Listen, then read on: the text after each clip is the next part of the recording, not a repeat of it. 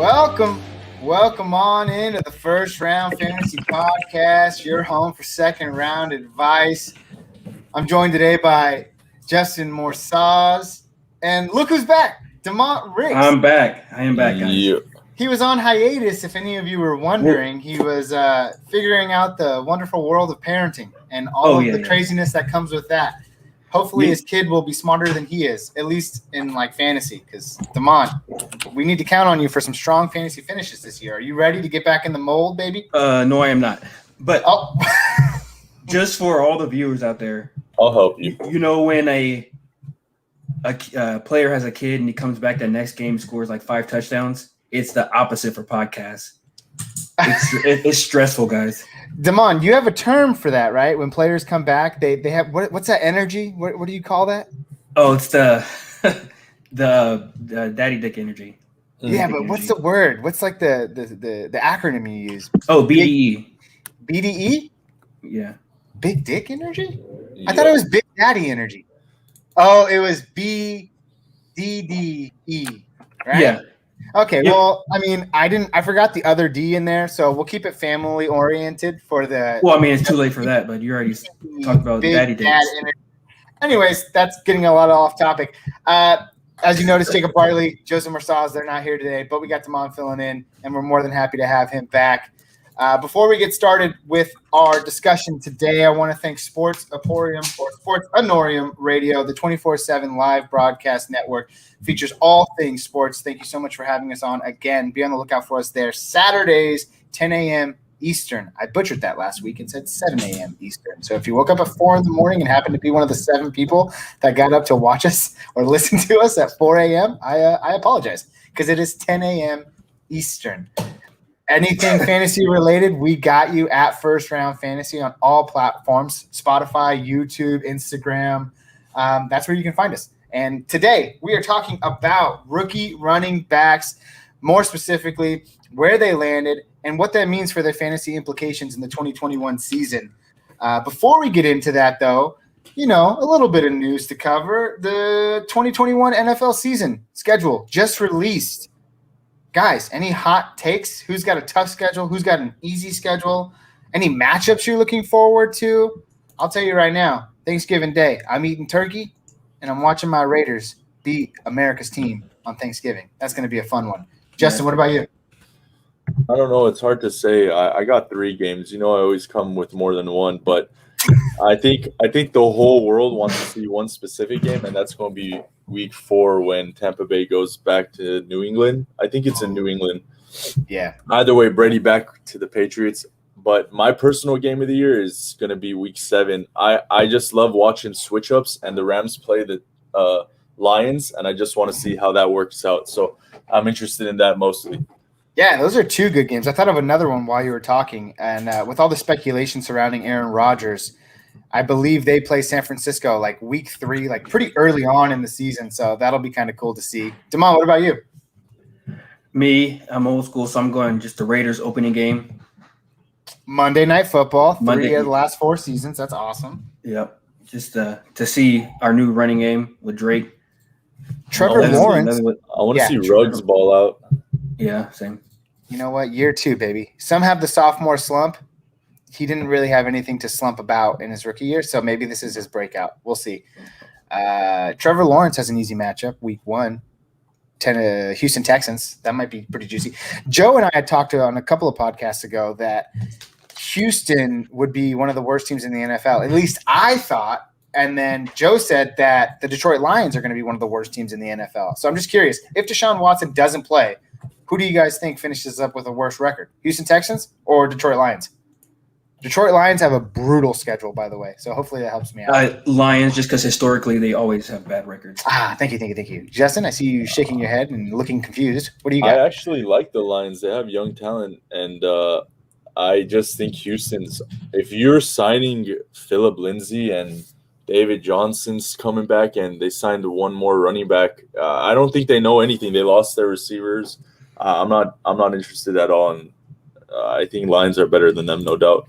That's fair. I initially disagreed or agreed with Damon, but what I was trying to say is, yes, I do think the Houston Texans will have the worst record because That's what I said a couple of months ago. And then Joe was like, nah, man, it'll be the Detroit Lions. Now their schedule just enforces that. I don't think the Detroit Lions – I mean, they have a tough schedule, but I still think the Houston Texans are worse, especially with a third-round pick. Davis Mills possibly getting a starting role there if things don't work out with Deshaun Watson. Jamal, what were you going to say? Something, but then I forgot. Good to have you back, buddy. All right, guys, let's talk about the rookie running backs. So I think the most coveted of all going into any dynasty draft, any redraft, is going to be Najee Harris, running back for the Pittsburgh Steelers. Time and time again, Mike Tomlin just got re-up there for another 3 years. And like I just was about to say, they are one of the few teams in the NFL that still have that workhorse solidified role. They tried it out with James Conner the last 2 years. That experience ended sour for most. However, he did finish as the running back 6 one of those years. I believe it was 2018. So he had some relevance, but 2019 plagued by injury, and then 2020 was just horrendous for everybody. But going in with Najee Harris in 2021, an aging Ben Roethlisberger. I'm curious as to what you guys think. And before I hand it off to you guys, we're going to do the same thing we did last week with our rookie QBs. At the end of the podcast, we're going to rank these running backs, both for redraft purposes and their dynasty outlook long term. So we're going to be doing 2 separate rankings. So be prepared for that. But again, back to Najee Harris. What do you guys think? Right now, in the recent mock drafts, he's currently going like late second, or I should say early second round to mid second round. Are you guys willing to spend a first round pick on a rookie running back? I mean, this class doesn't seem as exciting as last year's class was. What do you think, Justin? I'm not reaching first round in a redraft at all for this guy. I want him on my team, but there's way better options that I'm playing to win. He's nice to have the rookie hype, but late second is my highest consideration, to be honest. Go ahead, Mom. I think he'll be a great pick towards the 10th, especially if you have like a 12-man league. Because if you look at the top 10 running backs last year, Henry, Cook, Taylor, Jones, Robinson, Montgomery, Chubb, Jacobs, and then once you get down to like Gordon, you take him over Gordon, wouldn't you? Take him over Ron. I mean. Yeah, no. I would take him over Sanders. Yeah, no. Just because Joe wouldn't take him over Sanders. Just because of there's no competition. Benny Snell's not going to take anything away. Yeah, we saw last year that those. I mean, obviously that's why they went out and spent the draft capital on Najee Harris. James Conner's not there anymore. Obviously, these are some of the guys that are currently in or around his draft position. So I'll hand it off to you first, Justin. Clyde Edwards-Helaire or Najee Harris? Strictly based off the situation, I would rather have Najee. I don't want any part of Edwards-Helaire, to be honest. No offense to him, but that team just doesn't need him. Yeah, in that particular situation, I would go Najee Harris just strictly based off the volume that he has the potential to see, like upwards of 250 carries, some crazy amount, and really no one even kind of entertaining the passing down work, so he might even get a few catches. With Clyde Edwards-Helaire, you're really just banking off of what games will he explode and what games will he just be a complete disappearing act. But these ones get interesting after that. Austin Eckler or Najee Harris? It has to be Eckler. I would take Eckler, especially in full PPR. If I'm playing PPR, no doubt. If I'm playing Dynasty, I go Harris. If I'm playing Redraft, I'll go Eckler to win. Fair enough. Joe's favorite player. I don't know. He's not here. He should be good this year, man. He didn't get a lot of run. Miles Sanders or Najee Harris? No, Harris easy. I would take Harris. Look, guys, I get it. Go ahead, Justin. What are you going to say? I want to lean Miles because he's proven to be decent PPR, but I feel that with Hurts there, he might steal some goal line scores for him, to be honest. That's a fair assumption. I mean, with Miles Sanders, Joe and I have talked so much, and I wish he was here today, and he's not. And, everyone thought the Kerryon Johnson signing by the Philadelphia Eagles, thank God, to carry on. Everyone thought that was kind of just like a brush off. But come to find out, if you dig deeper, Miami had a claim on him. There were 2 other teams out there that had claims on him to pick him up. And Philadelphia just had the soonest one. So they were able to snag him up. I think he has a role carved out. What it is, I don't know. Do I think it's fantasy relevant? Not at all. But drafting Kenneth Gainwell, picking up Kerryon Johnson. I think Jordan Howard is the least likely to find himself on the roster day one. But, I mean, I don't know. All things there just point to saying, Miles Sanders, you're not getting any passing down work, and you're getting Josh Jacobs in the backfield, which if you're not getting passing down work in a PPR, full PPR league, I don't want any part of you. And I think even Harris has a chance to get that. You're saying Miles Sanders isn't getting PPR work? I don't know, man. He caught 30 less passes last year than he did the year before that, and they added Kerryon Johnson, and they added Kenneth Gainwell, which I get it. He's a fifth-round pick, but he's literally a backfield catching specialist. I mean, I would say that Kerryon is strictly useless barring an injury. I don't consider him anything. Like Boston Scott is still going to eat into that initially. And Boston Scott's there, yeah. That's my only really worry. I mean, I guess he didn't receive as many, but he also played less games, so I would take that into consideration. I like him. I think he's draftable, but if you told me Harris ends higher than him at the end of the year, I wouldn't be surprised at the same time. Yeah, fair enough. Last one, Joe Mixon, Najee Harris.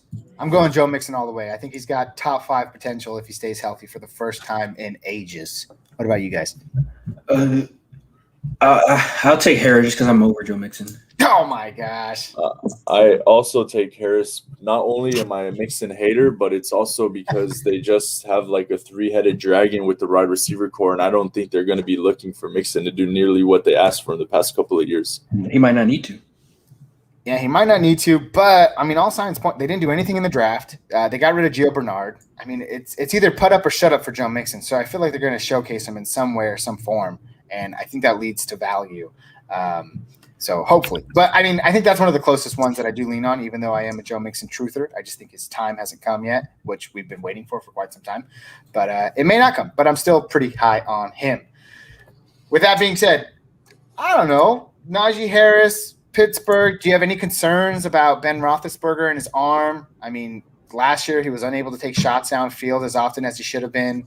It's another year, same shoulder problems. In terms of dynasty, are you worried where this team goes next year? They didn't do anything in the draft to address the quarterback. They got good old Mason Rudolph back there ready to take the reins. Are you concerned that teams might stack the box against a guy like Najee Harris, knowing that they're going to be throwing the ball to Juju 9-10 times a game, like 5 yards downfield, and then just stack the box on Najee? You're saying if Big Ben gets hurt? No, I'm saying with him there. He hasn't proven that he can throw the ball downfield last year with his shoulder problems. Oh, yeah. This year, I mean, it's more of the same. It's not like he's got a healthy shoulder. He's like 38 years old now. He's just getting older. So I think you said the complete opposite, because they only have proven wide receivers, so no one's going to be stacking the box against a running back when you got Juju, Claypool, Washington, and the other dude running. They run shotgun all the time. The problem was that James Conner couldn't stay healthy or do the work. So if Harris can just be there, I think that's an awesome fantasy asset to have, because no one's going to be worrying about him with the wide receivers. That's how I looked at it. Yeah, and I think that's a good point, because you said if Najee's just there, and I think that's what we all think. He's just there. He landed in the perfect scenario. So he's going to get tons of volume. He's going to get tons of work. And, yeah, I can see him being a top 12 fantasy running back. But long-term is where I get a little scared of him. Anything else to talk about Najee Harris?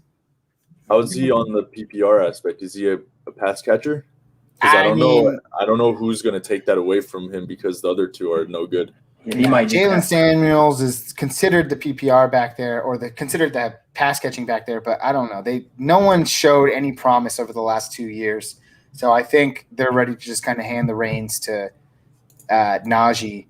But in PPR, yeah, I can see him getting a decent workload. I mean, even James Conner at times 2 years ago was getting 5 or 6, 7 passes a game. So 7 passes for 50, 60 yards. That's like 12 fantasy points right there. Before we move on from him, one more that I think is close. Chris Carson or Najee? Oof, that's a good one. I think everyone forgets about Carson, but he's a beast. Yeah, I'd probably go Najee Harris. I'd probably go Najee Harris, which is weird because it's like Joe Mixon and Carson are both injury prone, but Carson's really not injury prone. He's actually been really efficient when people talk about him. And you go back and you look and he's like, oh, wait, he really only missed like a few games. But with that being said, I think things are weird in Seattle. I feel weird about a lot of people over there. but that's a topic for a different day. I'd go Najee in that scenario. Jacob Bartley, head showrunner, just said Najee can catch. Yes, I know that. We saw the highlights, and I think he'll be a fine pass catcher. So for PPR purposes and redraft purposes and all that, I think Najee is a fine pickup. And Dynasty, he's surefire top 4 pick. Would you agree? I know, Justin, you got a top 4 pick in this year's Dynasty draft. Are you you itching to see if Najee drops to you at 4? Are you taking him? I'm not. We all play together, so I'm not giving too much info. But I'll just say Najee is someone I want on my team. You know what I'm saying? Well, Joe is looking to take him at number 2, although he could be smoke screening. So we'll have to wait and see. What is your pick in our Dynasty league? I traded it for Michael Thomas. Oh, that's a conversation for another day.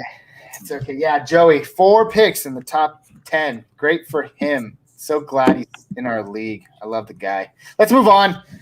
You can tell there's heat there.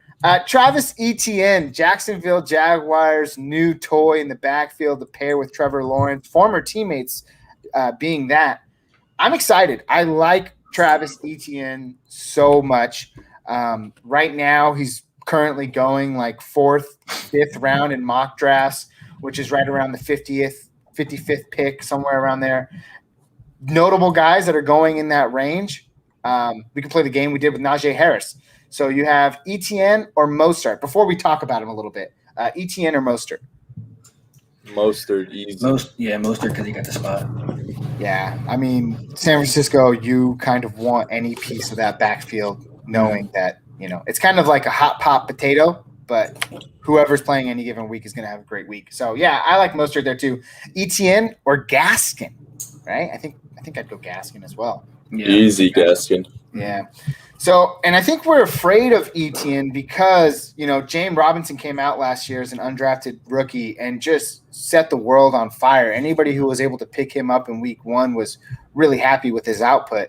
Now they do a head-scratching move, which in terms of what we think is head-scratching, it's really not. It's a great move by Jacksonville to find a former teammate, to invest a high draft capital in a guy like Etienne. Urban Meyer came out and said that he's really going to solidify their 3rd down role. I don't think that you go out and you spend a 1st-round pick to use a guy purely as a 3rd down guy. He even mentioned that, who was their pickup in the offseason? Carlos Hyde. Is also going to be in the mix. I hope that doesn't happen, but I can easily see a situation like – Alvin Kamara / Mark Ingram 2018, 2019, or 2018, where both of them were fantasy relevant. Etienne was catching the passes and Mark Ingram was hammering those touchdowns on the goal line. So I'm excited. I don't want to tell you how excited I am yet, but I'm pretty excited. Justin, what are your thoughts? I don't like that he landed there, obviously, but I want a piece of him because he has that star potential. I just worry because I want to think about, even in the most relevant scenario, PPR, who's the best 3rd down PPR halfback you want on their team? And then are you starting them every week? I don't think so. They're almost like, I'm thinking J.D. McKissick, Jamal Williams last year. I want to flex them in a deep play, but I don't want to start them every week. So I feel if James Robinson is the stud that we saw last year, then that's going to be Etienne's best role, which is good for a stash. But barring injury, what is he going to do for me? No. Yeah, no, that's a great comp. Guys like Williams and the other guy that you mentioned, who's also important. I just forgot who you mentioned. McKissick. Yeah, thank you. Both had tremendous PPR value last year. I just think a guy like Etienne, like you just don't spend value on a guy like that and intend not to use him in some extreme way. Like then you could bring up the case of Clyde Edwards-Helaire last year. So that kind of debunks my theory. But I think Jacksonville, they're going to have learning curves this year. I think they're going to be down in some, but not all games. And I think that leads to more time with Etienne on the field. And not only is he a pass catcher, which he's supposed to be great at, and I know he's great at, but he's a runner too. So I think he's kind of a jack of all trades, great at everything. And I'm excited for him, sad for James Robinson. But go ahead, Damon. I said I personally wouldn't want, any of them just in terms of draft capital, because you draft for value. So if you say he's going around 4th or 5th, the only way I'd want him is if I didn't get any running backs in the first couple of rounds. Yeah. But most likely you're going to get at least 2 running backs in those first 4 picks. And then at that 4 or 5 pick, you want like a decent tight end or your wide receiver too. So I don't see spending a 4th round pick on this guy when you got somebody as good as James Robinson right there. Yeah, I think that's a good point. And I don't want to give too much of my great knowledge of fantasy football, just because I'm that good. But I will say, when you think about it, there's always, 25, 30 running backs that are viable for fantasy every season. Whereas, wide receivers, you can get well into the 40s and 50s with people that you can start week in and week out. So, yeah, grabbing running backs early is essential. But if you do have that zero type of running back style and you pick someone up later, I think Etienne is a fine grab. I think he finishes a year. Probably not too fantasy relevant, but I love him for Dynasty. We'll get to that a little bit later. But yeah, Mostert, Gaskin, guys that are going around him right now, I think we all surefire agree that those guys are better in their situations, knowing that they kind of have cemented status in their roles, whereas Etienne, we're still trying to figure it out. But if he does get a hold of that job, I think it's great. I think it's really, really great. Anything to touch us on, Travis Etienne? No, that covers it. We're moving on. Let's talk about Javonte Williams, the new toy. I just said the new toy twice. I got to find a new catchphrase. Javonte Williams, running back for the Denver Broncos. Heads up, Melvin Gordon's there. Is it that big of a deal? I don't know. What do you guys think? Justin, what do you think about Javonte Williams? I love his potential, but it could go both ways. If the Broncos win and Melvin Gordon's playing good, I don't think they're going to try to rush Williams. But if things are going south, they'll give him a shot. So he's a flyer I want to take on because he's like, after him, the running backs fall off, and he's in a situation where he can run and get a lot of the work. But I wouldn't be surprised if Gordon is still a RB1 in that scenario for them. So I'm hesitant to push on him. Yeah, that's fair enough. I do think that there's a timeshare there to start the season, but knowing that Gordon is going to be a free agent in 2021 kind of excites me a little bit more. And I know that you touched on that, Justin. It's his backfield 2022 and beyond, and that's enticing to me. In redraft leagues, if he's there and he's affordable, I would take him knowing that he's probably going to be relevant, week 5 onward if Gordon messes up or if Gordon gets injured. Damon, are you feeling the same? Yeah, I feel the same. I don't want any part of this guy just because I don't think the Broncos are going to be a offensive team scoring points. Gordon's serviceable for what they do. So, I mean, unless it's like a late round flyer, I don't want any Javonte. Yeah. Gordon had some sweet games last year that no one ever understands. So, I mean, don't be surprised if I really wouldn't be surprised if he's fringe RB1. That's how potentially good he is. But he was last year. He was last year, wasn't he? I don't think he played enough last year to do that. Nah, he missed a few games. I think he was like running back 2 or 3. But yeah, no, Justin, you're right. He did have shades. He was good. I think it was his best yards per carry effort in his career. I think he was averaging like 4.3 or 4.4 yards a carry. Yeah. So those are all good things. He just wasn't getting the passing down work. Philip Lindsay was there. They were both all injured all the time. It was really chaotic. Hopefully things settle down there. I say that and then watch them land Aaron Rodgers, which there's still speculation that could happen. Everybody's draft capital just shoots up. Ridiculous. Yeah, right. Especially that receiving core, but we're not talking about them today. I'm in an interesting situation. I have the number 7 pick in our dynasty league, and I've been doing mock drafts in my head like anybody's get out the last couple of weeks. And I keep finding myself in a scenario where I can draft someone like Javonte Williams or, the best quarterback available, assuming that all 5 don't go before me, which I don't think are likely. So I like Javonte Williams because I think that I'm probably going to land him at some point. In redraft, I don't know. I think he's probably right outside the top 24, which makes him a little irrelevant in my opinion. But in Dynasty, of course, you want to grab up a sure value and someone that's going to blast off in 2022 to the moon. That's a stock reference. We're all in stocks now, aren't we? Oh, well, how'd Doge do today? I don't look. It went really down yesterday, but yeah, it's not looking great. I think. Anyways, we can't get into that. But with that being said, Yeah, I think I like Javonte Williams as a prospect. I think 2022 is the year for him. 2021 is kind of a question mark, but if he's there, take him because you know what? You can never have too many running backs. As Joe said just a couple of days ago, too many running backs is a good problem. Yeah, It's like that. So let's talk about Michael Carter. Isn't his last name Williams? It's hyphenated, right? Michael Carter Williams. Yeah, that's what I'm going to go with. Michael Carter Williams, running back for the New York Jets. This is an interesting one. Another scenario where teams are just completely rebuilding. They bring in Zach Wilson, second year Denzel Mims. They draft my sleeper candidate, who we'll talk about next week, in Elijah Moore. But things are looking good. But do you really trust a Jets franchise? I don't know. They bring in Tevin Coleman. You kind of not excited. They draft Michael Carter late in the third round. You're kind of excited. He's supposed to be an expert pass catcher, which spells good things for PPR. I still think the Jets are going to be down a lot this year, which is also good for a guy who can catch balls. But I think it all depends on value, right? Justin, what about you? This is the guy I'm second most enticed in because that situation's up in there. I don't think you bring in Tevin Coleman and expect him to be a workhorse. So what does that mean to me is that they draft a running back to fill some gaps. I think he can be relevant early on in the season, and I don't see why him and Wilson can't build an early report in their rookie years. Yeah, that's good. Are you sold? We did our quarterback show last week. Are you sold on Wilson? Not trying to gauge for your potential dynasty pick, but are you sold on Wilson as a quarterback year one for fantasy? He has no threats. He has some young pieces that are all like boom potential as far as from where they started last year with their situation. Darnold, I personally like Darnold. That situation just was toxic, so they had to get out. But Corey Davis, Denzel Mims, maybe they could get Herndon in the mix as a relevant tight end.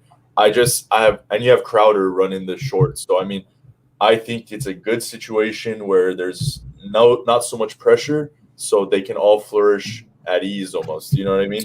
Yeah, word is with the draft pickup of Elijah Moore, Jamison Crowder could be a free agent soon. So we'll have to wait and see how that pans out. But even more so, I think you're right. Both teams in New York technically added a lot of weapons to, Zach Wilson's a rookie, but Daniel Jones, 3-year veteran now. You want to be excited for them, but they're New York teams. So it's like, I don't know. What do you really want to do? I'm all for Michael Carter. I do think he's enticing. But I think he's in for a timeshare, and Jets running backs have not been good. And I think we can say Le'Veon Bell maybe wasn't in his prime after when he came to New York, but I think he was still 26 or something. So he should have been good, but he wasn't. And I don't know. Frank Gore was there last year. Nobody was really relevant. So it's just what you make of it. Again, if he's there, you take him because running backs are important. But I'm not too excited about Michael Carter. Damon, are you leaning not excited or excited like Justin? I'm excited. I agree with Justin. He's in a redraft, I say he goes second to Najee instead of these guys. Me personally. The hot take, man. When do we start taking book it downs, guys? I'm down to start now. Oh yeah, I can start right now. Not that I disagree with Damon, because after Najee, I don't want necessarily any value in these guys in a redraft early, because my theory is I rather let someone jump on them and waste their earlier pick. On a sure thing, exactly. Yeah, I mean, so I get what Damon's saying, not because he may be better, but he's getting more run than all the other prospects aside from Najee. That I understand. Yeah, no, that's a good point to consider. Yeah. And Tevin Coleman can't play an entire season, and Ty Johnson is just not good. Yeah, and that's one of the things we have to consider. I mean, you add a whole nother game to the schedule, and that's actually kind of interesting. I heard a take on that. Later in basketball seasons, and typically in the NFL, that last week of the season where teams have already solidified a playoff berth or teams are out of it, they kind of sit players and they rest them.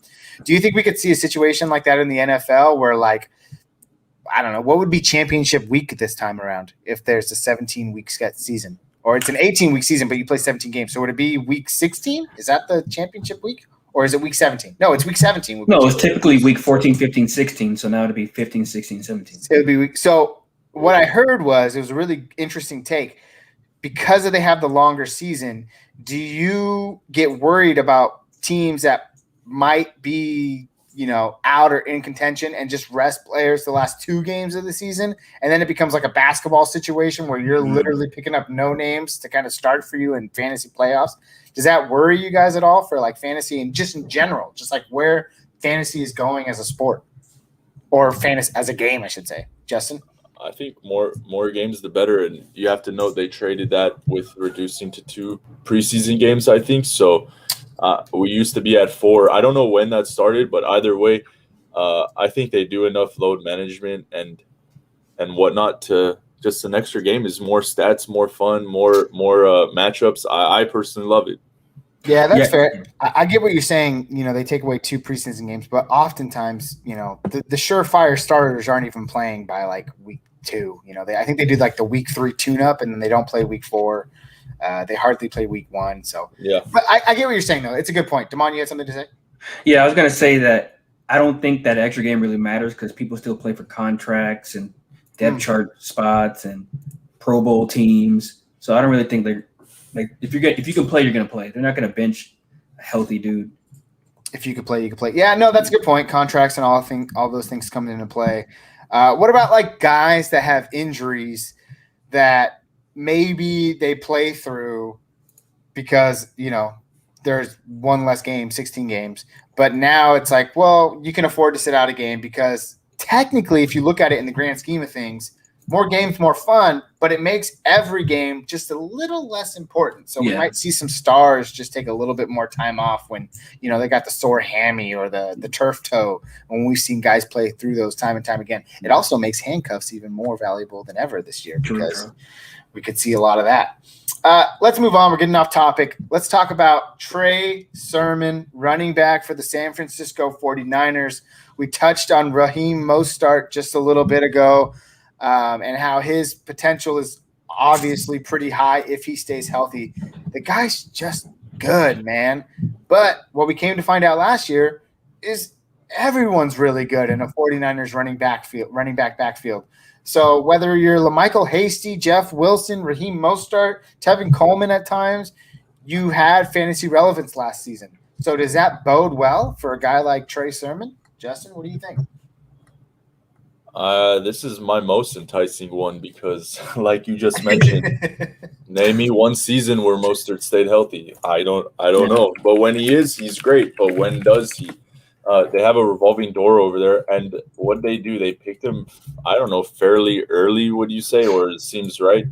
I like him. Jeff Wilson Jr. I do say he can have some run, but I like Trey Sermon as a rookie candidate to get a lot more run than we think him to have. So I wouldn't mind keeping an eye out on him early in the season and see the usage rate because he could definitely be a viable pickup. Yeah, no, I do like him only for the sole fact, like you just mentioned, literally anybody that gets the ball in San Francisco is going to be relevant and probably going to have a good time. Damon, you feel the same way? Yeah, I feel the same way. He's going to have value because the Niners, they're a running team. So literally just plug anybody back there and they're going to get value. Could you plug me back there and find fantasy value? Oh yeah, for sure. A little bit. You can get a 1-yard touchdown. A little bit. No, you get blasted, dude. It would be crazy. I kind of want to like catch like a backfield screen pass and like run it to the house because I don't want to like go in between the lines, dude. I feel like I get messed up. I just don't want to get hit. But yeah, I think it's all going to boil down to health though, because if Mostert and Wilson are healthy, I think he gets no run really. I mean, there is a scenario where that happens, but again, even in a world where they're all healthy, I think Shanahan uses a system where either if you're first string or fourth string, you're going to find touches. But you bring up a good point where if everyone's healthy, does he get enough touches to be fantasy relevant? But, I mean, Jeff Wilson got like 3 carries in one game last year and broke off a 71-yard touchdown run. Yeah. Were you starting Jeff Wilson that week? No, but you put him on – he was on your radar after that, and he found relevance. So those are all things we have to consider. You bring up a really good point there. Yes, he's enticing. Yes, all of those things. it's just a matter of these last two guys, Michael Carter, Trey Sermon. It's just kind of if they fall to me, if I went really wide receiver heavy in the first couple of rounds, maybe I took a tight end early, and that's where I'm kind of at in my drafting process. Yeah, of course I'll pick them up, but you can't bank on any of them to come out of the gates, and just be productive for your fantasy team. Michael Carter maybe a little bit, but actually Michael Carter probably a lot. Are you higher on Michael Carter or Trey Sermon? I guess that gets into our ranking. So Michael Carter. Yeah. Okay. Ooh, yeah, Carter. Before we get into our rankings, are there any other guys that kind of just, point out at you saying like, hey, this guy could have a really good year? Justin, you have one of those guys on there that just might, just tickle your fancy just a little bit? I mean, if I had to say – I can't. This is one. I have to admit, this is a weak draft for running backs. But yeah, I have to go, homie. I don't even know how to say his name fully. Kini Nwagu. The Vikings picked him up. I don't think he has any room unless a couple of our dudes get injured. But who knows? He could be a superstar waiting to leak out. But other than that, I'm not really. I can't. No, I'm gonna leave it at that. There's no one else really. Typical Vikings fan. Damon, you got one? That's going to be relevant in like a redraft. No, like Gainwell, you're not going to touch. Hubbard, you might. I mean, Hubbard's just a handcuff. It can be so that's like an end of draft kind of thing for McCaffrey. Yeah. So no, I mean, dynasty for sure. I mean, literally every rookie running back that gets drafted has some value, but in terms of redraft, probably not after those top 5 guys. Fair enough. I mean, you brought up that Chuba Hubbard was going to be a handcuff, and I think last year when CMC went down, Mike Davis was extremely relevant, and I think handcuffs are more important now than ever. So somebody like Shane in one of our dynasty leagues who doesn't value handcuffs as much as most people should, I don't know. But I would look at the CMC owner. Oh, wait, that's Jacob. And you might be able to play some mind games with someone like him and pick up a backup in Chuba Hubbard, Carolina Panthers rookie running back. But, yeah, a couple of guys to keep your eye on. That's a cool name. Also, it is a pretty cool name. Ramondre Stevenson, he's the Patriots running back. I guess he's been compared to LeGarrette Blount, like a really big guy. And I know that, like, Cam Newton is obviously going to start the season there most likely. He probably is going to threaten touchdowns. You never want a Patriots running back anyway. Never, ever. Who knows? If you get a LeGarrette Blount who had, like, that 17-touchdown season one year, I mean, it could be – I don't know. Could be exciting. But I don't think anything in year one. But yeah, we're at the end of our show, so let's go ahead and take a little bit of time. We're going to rank these guys, preferably just the top 5 that we talked about: Najee, Etienne, Williams, Michael Carter, and Sermon. We're going to rank them both for redraft and for dynasty. So that's kind of to give our viewers a different perspective of how we value them both, like in the short term and long-term dynasty implications. So with that being said, I suppose I could go first. In redraft leagues, from kind of number 5 to the number 1 spot in terms of just redraft, I could easily see it going, number 5, Trey Sermon, almost in the order that we talked about them. Number 4, Michael Carter. Javonte Williams could be number 2, but actually, I could see Travis Etienne at like number 3. Javonte Williams might jump in, be number 2 if Gordon goes hurt. And then obviously Najee, given his volume, I can see him finishing inside the top 12 fantasy running backs. But that's redraft. Justin, what do you got? To put him in order? Going backwards is really confusing too. Fine. Go from 1 to 5. We did it last week, Damon, without any problems. That's kind of confusing. I love to finish the year. I'm going Harris number 1. Probably Carter number 2, Etienne 3, Williams close 4, and Sermon far 5. Michael Carter number 2, huh? Redraft? Yeah, redraft. I got the same thing. It's strictly because I would obviously say Etienne, but that situation is disgusting based off what Urban Meyer said. So I want him on my dynasty team, but I'm not reaching at all in a redraft. Of course, injuries happen, but as is now, it's too clustered, and it's they want it that way. That's the weirdest part. So I kind of want to stay out.